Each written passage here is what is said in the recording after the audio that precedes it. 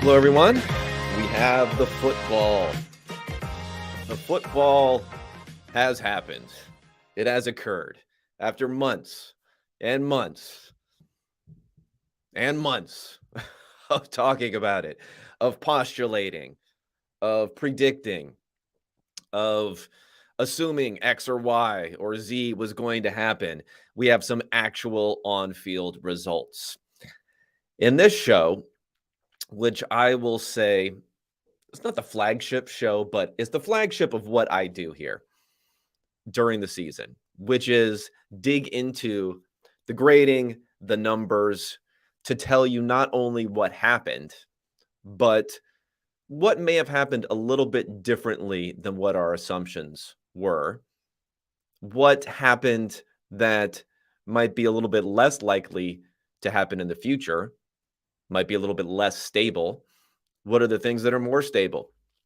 And the key component of that, the key component of what I'm going to talk about today when we review this game is my adjusted scores.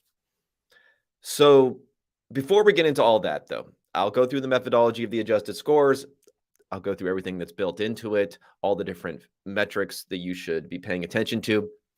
But I will say now, congratulations, Bills fans, because even if you were excited about the possibilities of what could happen this season, looking up, seeing the Bills as the Super Bowl favorites, seeing Josh Allen as the MVP favorite, there had to be at least some trepidation because of everything going right, essentially offensively, in the playoffs last year, and still being shown the door by the Kansas City Chiefs in the divisional round.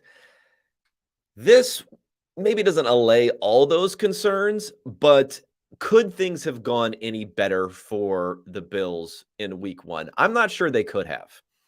There were some unlucky things that happened. The reason why it was a tie game early, the reason why it was within one touchdown for 3 quarters here, there were some unlucky things that were happening for the Bills. But the underlying fundamentals of what we saw was 100% Super Bowl level. What we'll have to figure out going forward, and this is going to be one of the big themes when discussing what went on during this game, is how much of this is about the Bills really being who we thought they were, being that good of a team or even better, or do we have to start putting out the warning flag for the Rams? And the Rams are going to have 10 days now before facing the Falcons to hem, to haw, to wonder about whether this was a one-year blip for them. Is Matthew Stafford back to being the Matthew Stafford who was a, let's say, top 15-ish sort of quarterback rather than the guy who led the NFL in expected points added per play last season? Is the team getting too old? Is missing out on all those first-round picks finally come back to get them? This is what you're going to hear over and over and over and over again. I, as usual, in my measured form, will try to temper too much negativity or enthusiasm in either directions. But I will say this was a game that there should be negativity and enthusiasm in two different directions here because of underlying what we saw in the numbers. Okay, before I get into everything numbers-wise here, let me explain the fundamental big picture part of what I do here on these review shows.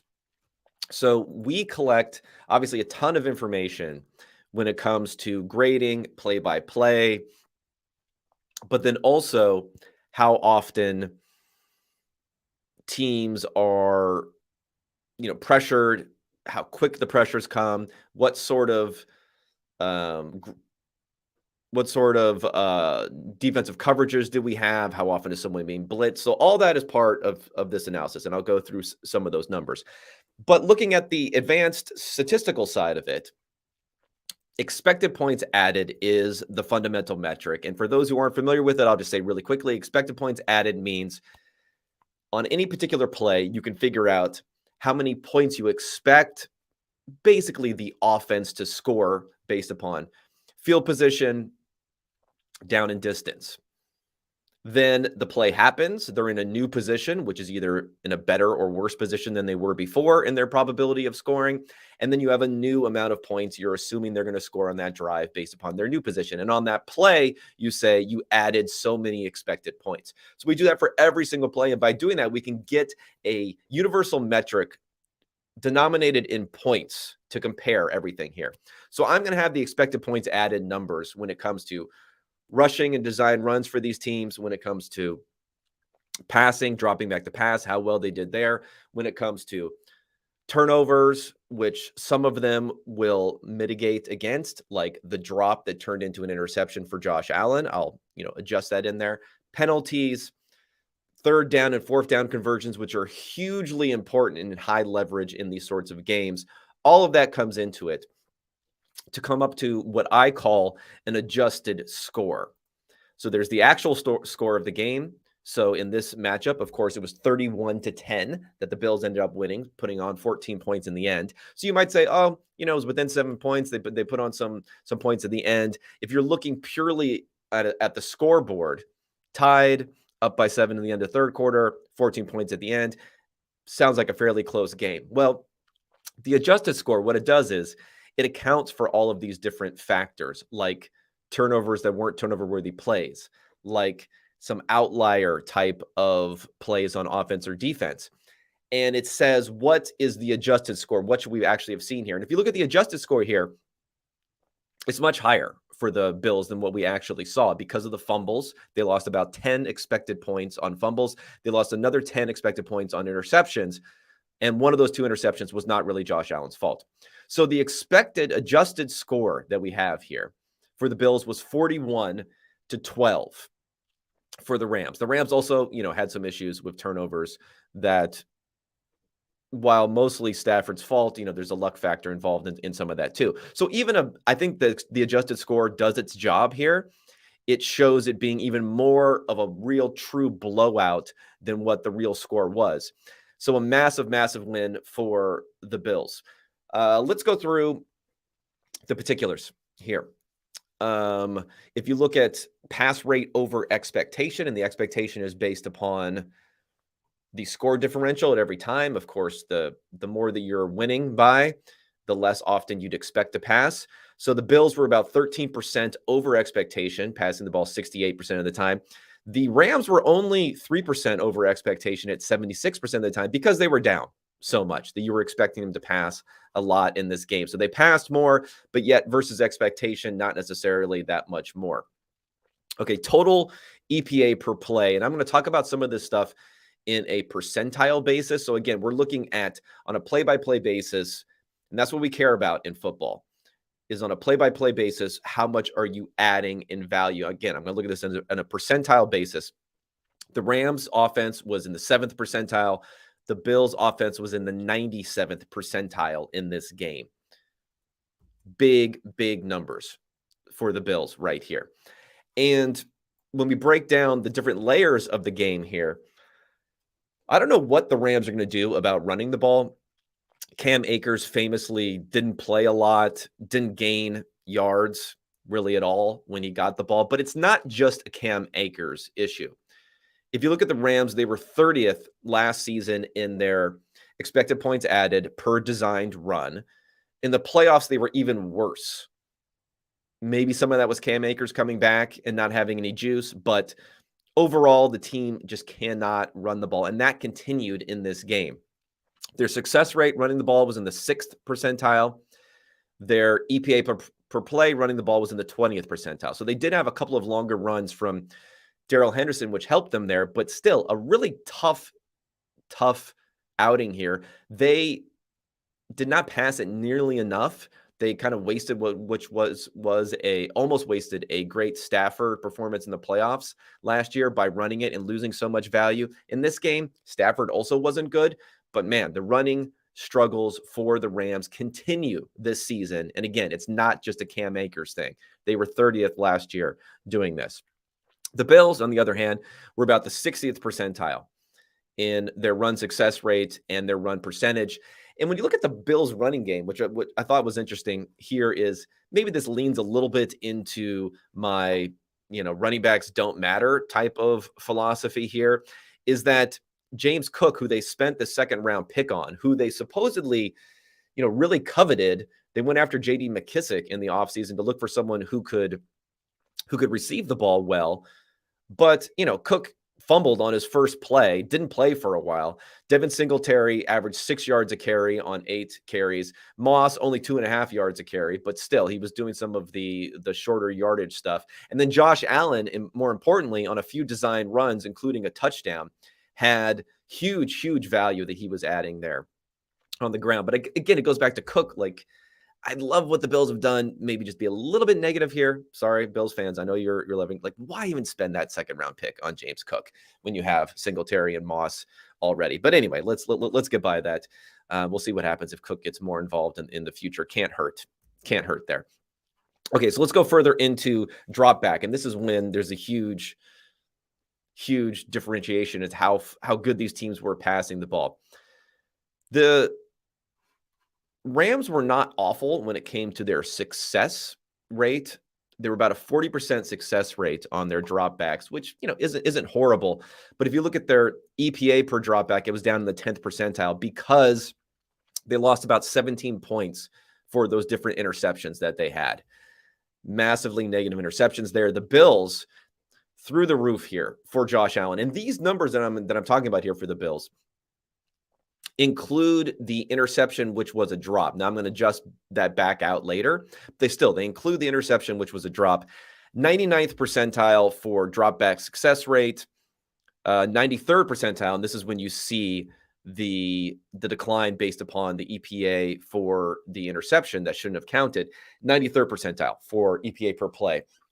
Huge numbers here for Josh Allen. And if you look at the Bills overall, that first number that I stated here, that their adjusted score was 41.4 technically points here. If you look at all 8,600 games where I've done the adjusted scores since 2006, this rate's in the top 100 games. So one of the best games that we've seen offensively from anyone here. But it wasn't just the offense, and that's why I think people are really going to get, hot and bothered in Bills Mafia thinking about what they did here, because defensively, they either blitzed 0 or 1 time, depending upon which number you're looking at. Some of the numbers I'm looking at say they didn't blitz. One of the numbers saying that they blitzed once, but they basically did not blitz in this game at all.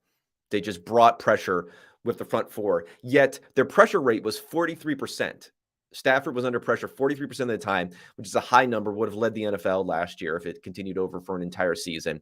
They are also we're getting fast pressures about 20% of the time. And I define a fast pressure as a pressure that comes in less than 2.5 seconds. Now, that isn't the highest number, but again, they weren't blitzing. So if you have coverage, and they were playing nickel the entire time, they were playing with 5 defensive backs the entire time. If you're using 5 defensive backs, if you're not blitzing, if you're stopping the run game, you are going to get massive pressure rates.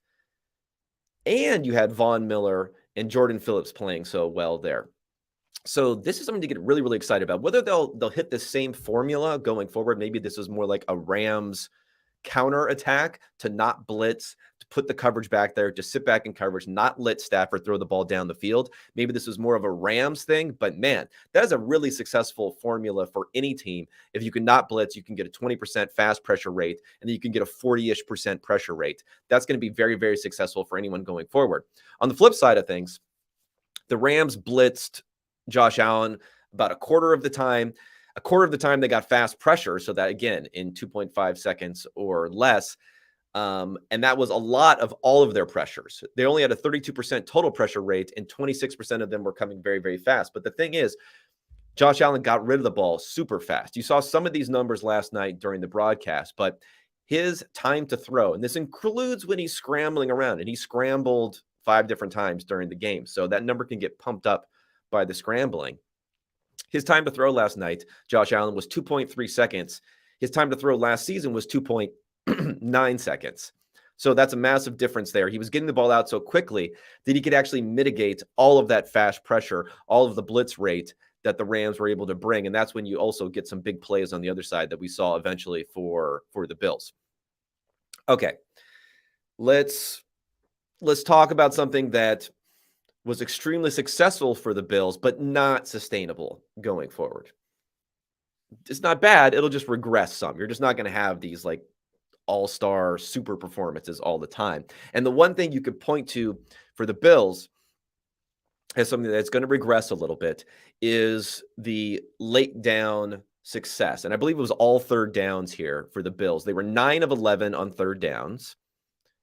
They converted, if you look at the expected conversions versus actual conversions, and I do expected conversions based upon down, distant, down, I guess it's third down, but based upon distance and field position, they converted 4 more first downs than you would have expected based upon those situations.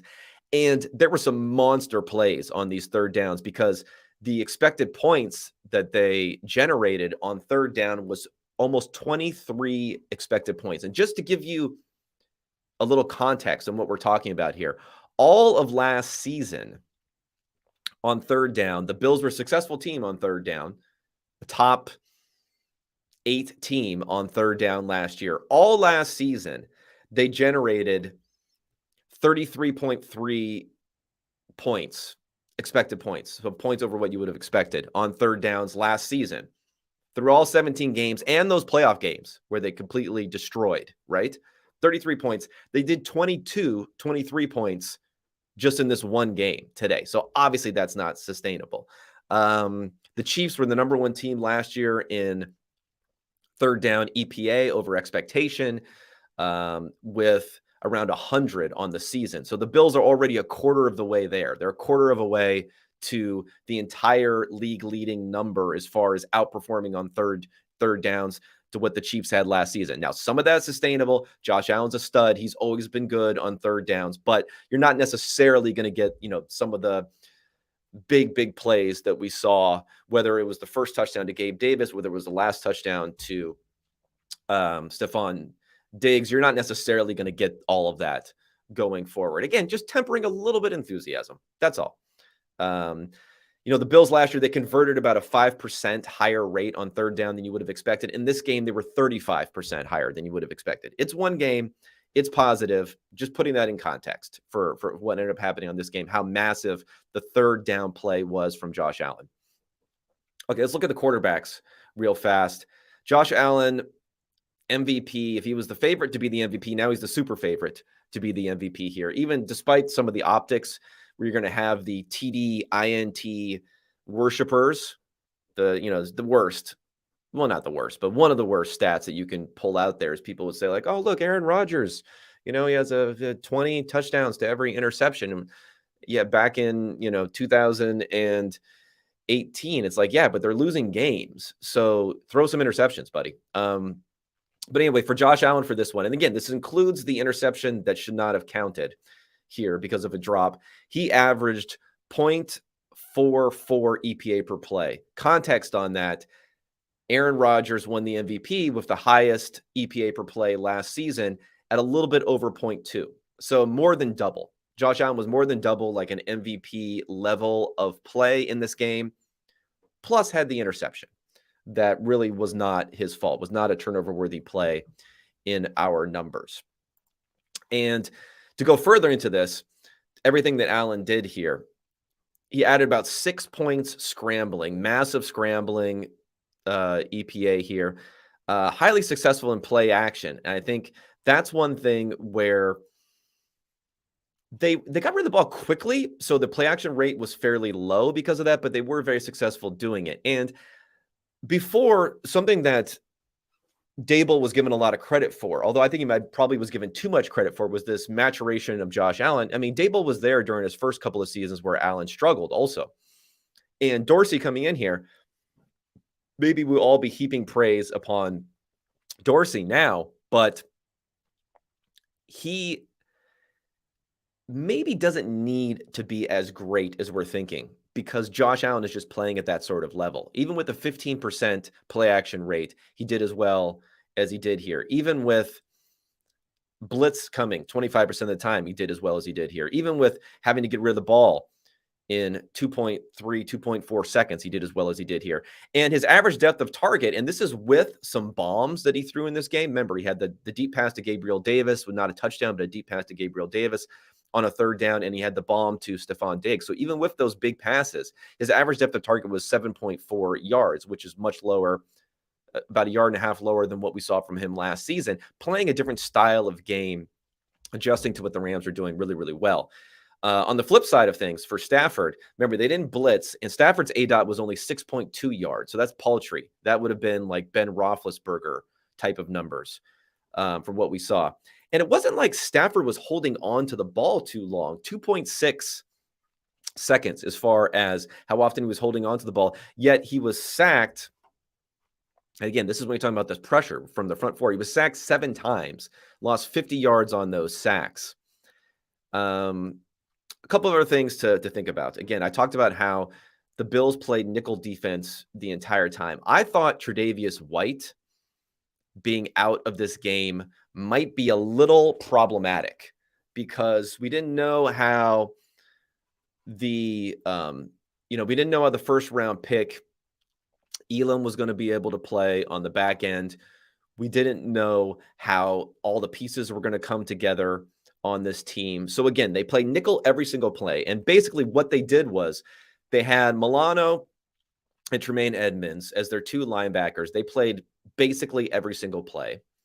Then Teron Johnson and Dane Jackson, these are, again, not talking about necessarily household names here on the back end. They were there for every single play. And then, Micah Hyde and Jordan Poyer, that's the strength of what they've had defensively. They were also in for every single play. So those guys were basically in every single play. And then they rotated the third cornerback between Christian Benford, Kamir Elam, and a couple other snaps with others. They didn't have the greatest coverage grades here, but it didn't really matter because of the fact that they were getting so much pressure with the front four. And it wasn't just Von Miller. Now, maybe there's a Von Miller effect, which ended up filtering out to everyone else on this defense, because we did see better than expected performance from some guys who have been there a while. I mean, AJ Epinesa got 4 pressures in this game where he hadn't done necessarily a whole lot in his career. Rousseau had a few pressures, as a guy who's entering his second season here, but not great here. The real guy who shined, in addition to Von Miller, was Jordan Phillips. And remember, Jordan Phillips was a Bill. He left to go to the Cardinals in 2020. He got a 3-year, $30 million contract. Then he's coming back. I think he's only earning like $5 million. So this is going to be a massive win for them if Phillips continues to play this way, because he was the highest graded player for his pass rush grade. He had a 90 pass rush grade, 6 pressures, 2 sacks, an additional hit in 3 hurries that he had in this one. His win rate was over 25%. So that was a number that's even a little bit better than what we saw for Von Miller. Now, Miller obviously made some huge impact for what he was doing coming off the edge, but Phillips was also there. He's the key, I think, bringing him in along with Von Miller if they're going to continue to run this 4-man 0 blitz front against certain teams. And remember, this is kind of like the blueprint. What they did against Stafford is the blueprint against the top level quarterbacks here. The top level guys like Stafford last season, not necessarily always, Patrick Mahomes, Joe Burrow, extremely good against the blitz.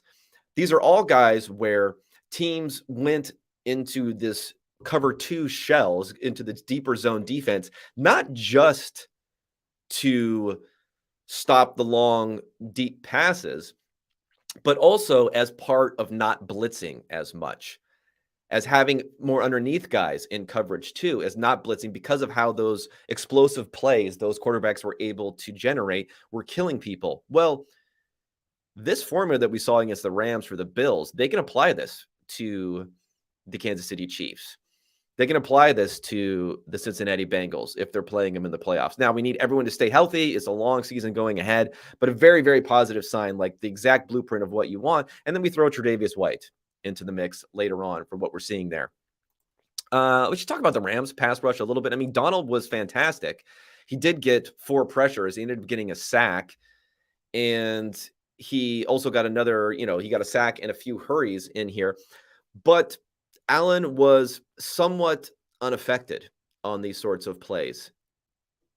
He did have the sack, so you can't say he was completely unaffected. He was sacked a couple of times, but nothing massively negative there. He lost about 2 expected points versus about 12 that Stafford lost on all of his different sacks.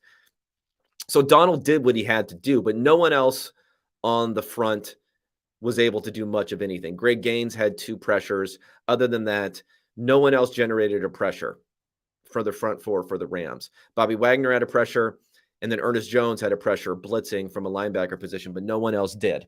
So again, when we're talking about the performance in this game, I think it's going to be a lot of good things for the Bills, but how much is this a potential negative for the Rams is also going to play into this a bit here. And we go to the receiving core. Allen Robinson has to be the biggest disappointment. Not necessarily in how he played, because I think it's difficult to get an idea of how he played. Maybe there's an element of Stafford just locking in on Cooper Kupp when facing the pressure that he did in this game. I mean, Kupp had 16 targets out of a total of 40 targets. So we're getting, stepping up, forget the 30% target rate, which we'd assume is elite. We're up in that 40% target rate here for Cooper Kupp. But the question is, was Robinson maybe just not getting as open as you would have liked on some of these plays? And that's why we did not have the numbers there for Allen Robinson. 2 targets, 1 catch, 12 yards. I do think there's a little bit of an issue potentially with the mix that they have there. It was difficult for Stafford to push the ball down the field. Again, nickel defense, lots of zone, an extra defensive back at all times, not blitzing anyone. So it's going to be difficult to push the ball down the field. But I do think the mix of Kupp and Robinson, and then so let's say you have Kupp, Robinson, Tyler Higbee as your 3 main guys in there. And then you're going to throw someone else into the mix sometimes. The other players that were throwing into the mix, Skowronek was in there all the time. 44 of the 50 routes he was running. So you have those guys are your receivers. Do you have anyone who can really stretch the field or not? Maybe I'm using white guy bias against Skowronek, but I'm not sure if he is a guy who can push the field. Whereas Van Jefferson being out week 1, and maybe this will resolve itself if he's able to come back in the future. Van Jefferson was that guy who could go down the field. Odell Beckham could go down the field here. The rest of these guys, if they're all playing underneath, it might be a situation where it's just like, I'm just going to go to Cooper Kupp rather than go to Robinson or to go to someone else here. And that's why he was getting peppered with targets over and over and over again. On the Bills side of things, the Gabe Davis most controversial receiver of the offseason, especially in fantasy football circles, I would say you should be encouraged and discouraged if that's possible, if that's a possibility, if you're like a big Gabe Davis believer. And the reason I say that is encouraged because he's the big play guy and we saw the big plays. But discouraged because we're talking about in a low volume game, 5 targets in total for Davis. And the plays, the two big plays that he had were on 3rd down, the Rams blitzed everyone. He had one-on-one coverage, went down the field, and was able to come up with I think it was a 48-yard completion down the field. So again, big play, but more a product of circumstance, a product of an all-out blitz and a one-on-one coverage down the field. And of course, a good throw from Josh Allen, which he's going to hit a lot, but he's not necessarily going to hit every time. The other big play he had, the first touchdown,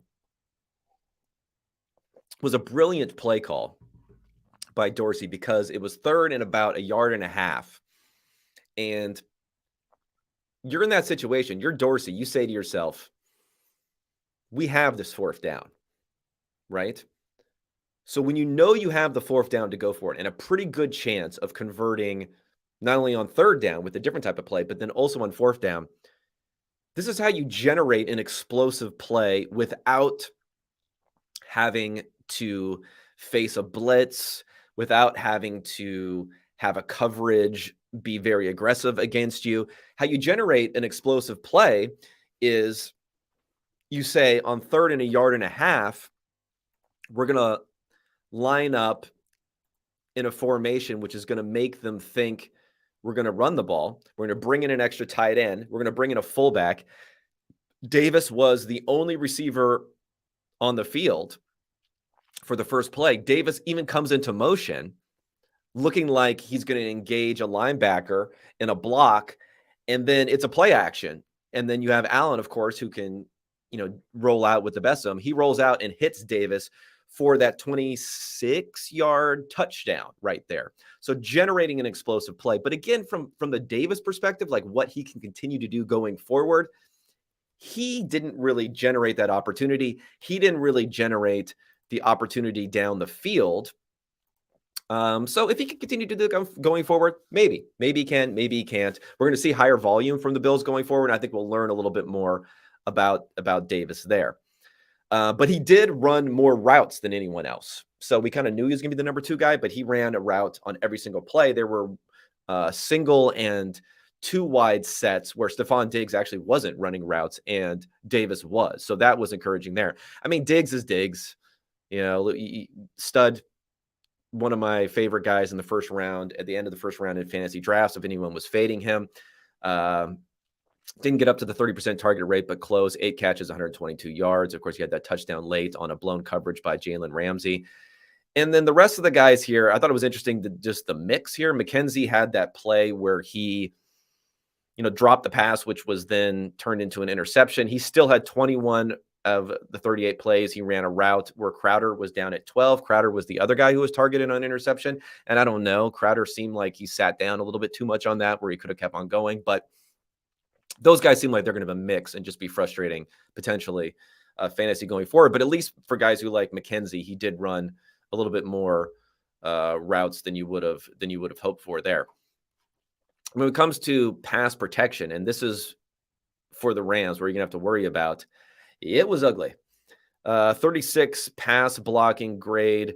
David Edwards, in particular, at guard, gave up 6 pressures. Joseph Noteboom, who comes in and having to face, RIP, having to face Von Miller, gave up 8 pressures. Rob Havestein on the other side, 4 pressures. Man, it was just ugly. There's everyone there got abused, basically, on the offensive line. And I thought the Bills' offensive line was going to be a little bit more of a problem coming into this. But really, guard Ryan Bates gave up 4 pressures. Other than that, everyone did pretty well. And especially if you look at the guys on the outside, Deion Dawkins, we knew he was pretty good. Spencer Brown was a little bit more of a question mark. 0 pressures for both of those guys. So that's encouraging. But of course, the Rams aren't necessarily like the edge rushing type of team where the tackles have to worry as much. Maybe Brown will be challenged a little bit more in the future. But for now, it is what it is. Just to give one more thing, let's go to coverage here and talk about Jalen Ramsay. I don't think you necessarily have to worry about Ramsay going forward. I mean, he did have the blown coverage. He did give up 2 touchdowns in his coverage, gave up 100 yards receiving, 4 first downs. There was, it wasn't great for him, but it's not, this is Jalen Ramsay we're talking about. I'm sure he'll be able to come back and go forward here. Troy Hill, I thought, played okay. He had the interception. He had a nice hold, pass interference on the first drive. And if you think about that, that doesn't even come into the numbers here. Another reason why the Bills look so good. I can't remember who he held, but he had a sneaky veteran hold on a 3rd down, one of the few times that they actually stopped. They're able to stop the Bills here in this game. He played okay. Bobby Wagner is on washed watch. We're putting Bobby Wagner and middle linebacker on washed watch here. I mean, his coverage grade wasn't awful at 60, but he looked like he was having some trouble moving out there. And again, the coverage grades for the Bills, they weren't that great, but if you can play this defense, you don't need to be that great in this one. So big picture here, what we need to talk about from this game is Bills fans, be happy, be excited. You did what you had to do. Congratulations there. Rams fans, don't get too down in the depths of what's going on here. But I do think regression was going to be ripe for Stafford after how he played at a top level last year. And the thing was, Stafford's ability to be the top most efficient quarterback in the NFL when including the playoffs last year masked the fact that the Rams could not run the ball. And again, I don't think running matters the most, but if you're going to continue to build your offense on predicated on the play action, on using the running game a lot as they do in the system, if you can't do it, it's going to be problematic going forward for them. I'm sure Sean McVay will figure things out, get things going forward, but it was basically a blueprint game for the Bills and the flip side for the Rams here, even worse than the score indicated. All right, this is my Thursday wrap up here. For anyone enjoyed this, I'm going to try to do this after the Monday Night Football games. And of course, I'll have a more in-depth wrap up going through all of the weekend's games in the same sort of way. And in particular, it'll point out to you when I'm talking about the adjusted scores, we're not going to be able to watch every game. Not every game is going to be an island game that we're going to see exactly what happened. I think anyone who watched the game last night realizes 31-10, 17-10 at the end of the third quarter were not really representative of how well the Bills played and how poorly the Rams played. So when I'm giving you the adjusted scores on Monday for all of the Sunday games that we didn't necessarily see play in and play out, it's going to really help you differentiate between, oh, this team may not have really played as well as we thought, and I'll discuss why, or this team played better than we thought and discussed why, giving us better expectations for what we're going to see in the future going forward. I hope everyone appreciated this. Enjoy the games this weekend. Again, I'll be back at you next week, Monday morning and 9 a.m. to go through all of the week slate. Enjoy the football, everyone. And, Bills fans, I like to say don't get too high, but you know what? Go ahead and enjoy yourselves. Go ahead and enjoy yourselves. It's a good time to crow right now after that performance on Thursday night. Thank you, everyone. And I'll be talking at everyone on Monday morning. Thanks so much.